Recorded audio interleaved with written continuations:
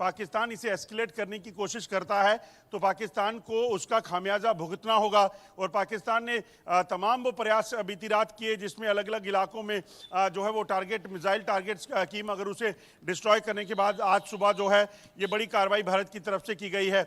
और आपको ये भी बता दूं कि पाकिस्तान की नापाक हरकतें यही नहीं रुकी थी।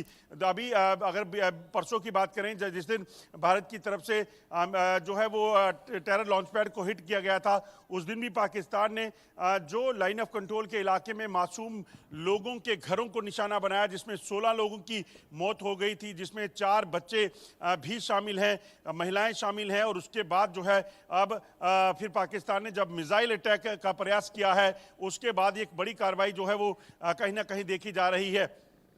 बिल्कुल अजय, मिसाइल लॉन्चरों को ये भारी क्षति पहुंचाई गई है और ऐसे में करारा जवाब ये पाकिस्तान को दिया गया है। जिन जगहों का नाम बताया गया है, वाकई में ये जगह तो वो थी जहां पर पाकिस्तान जो है पूरी तरीके से सुरक्षा में जुटा हुआ था। पाकिस्तान कई लेयर की सुरक्षा के दावे कर रहा था, बड़ी बड़ी गीदड़ भपकियों में इन जगहों का जिक्र कर रहा था, जिस तरीके से इनको अपनी तैयारी बता रहा था।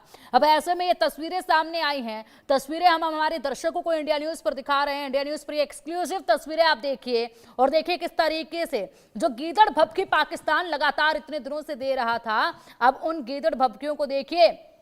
यहां पर पाकिस्तान की जो स्थिति है, पाकिस्तान में जो एक के बाद एक कार्रवाई हिंदुस्तान की तरफ से की जा रही है, उसकी लगातार तस्वीरें भी दिखाई जा रही है। अजय, सबसे बड़ी बात यह कि ये नया भारत है और ऐसे में अब ये कोई नहीं कह सकता है कि जंगल में मोर नाचा किसने देखा, क्योंकि लगातार तस्वीरें भी सामने आ रही हैं। बड़ा नुकसान पाकिस्तान को लगातार पहुंच रहा है। बड़े बड़े जो दावे पाकिस्तान की तरफ से किए गए थे, इतनी लेयर की प्रोटेक्शन, ऐसी सुरक्षा, वो कहीं पर भी अब नजर नहीं आई है।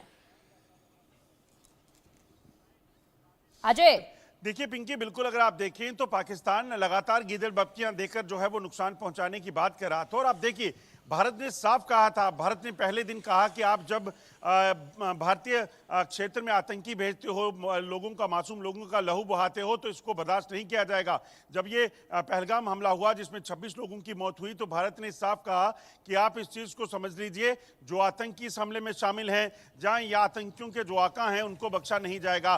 उसी के बाद कार्रवाई जो है वो भारत ने करने का फैसला किया और उसमें साफ कर दिया कि पाकिस्तानी सेना के साथ कोई भी लड़ाई नहीं है, पाकिस्तान के लोगों के साथ कोई लड़ाई नहीं है। सिर्फ आतंकी अड्डे जो हैं, आतंकी ठिकाने जो हैं, उनको जो है वो नष्ट करने का भारत का जो प्लान है उसे कोई रोक नहीं पाएगा।